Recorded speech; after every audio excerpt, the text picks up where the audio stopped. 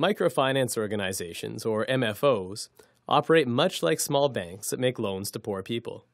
Borrowers use the money to deal with unforeseen expenses, finance household purchases, and start and grow small businesses, all of which help to disrupt cycles of poverty.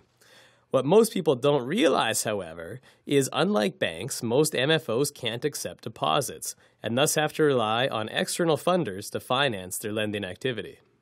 Collectively, MFOs borrow about $30 billion per year, and most of this money comes from two types of funders that operate according to two different institutional logics. Commercial funders adhere to a financial logic. They raise private capital and invest in large, well-performing MFOs that can repay their loans with interest. Public funders adhere to a development logic. Money comes from governments and aid agencies and targets MFOs that are small, not yet self-sustaining, and engaging in high levels of social outreach. Most agree that a nation's microfinance sector performs better when funders behave this way so that funding is available to MFOs of all sizes, and the development of up-and-coming MFOs is fostered. In our study, we find that, all else being equal, commercial funders lend to larger, better-performing MFOs, while public funders tend to lend to MFOs of all sizes and those with lower levels of performance. However, lending to MFOs is complicated by the fact that many are in developing nations where there are varying levels of economic and political uncertainty. We suggest that funders will interpret uncertainty through the lens of their institutional logic and alter their behavior accordingly.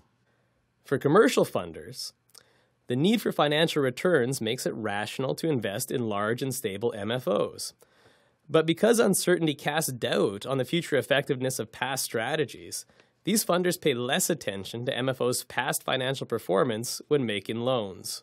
For public funders, holding a development logic also motivates a move toward larger MFOs.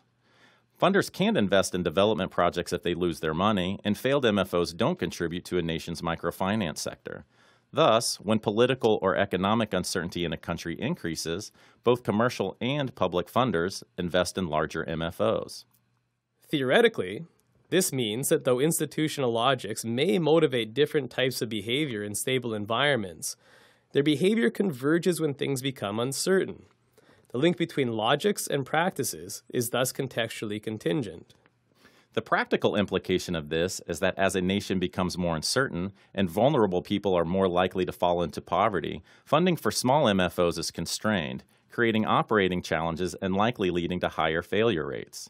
At the same time, money clusters into a few large MFOs that on average do less outreach to very poor borrowers.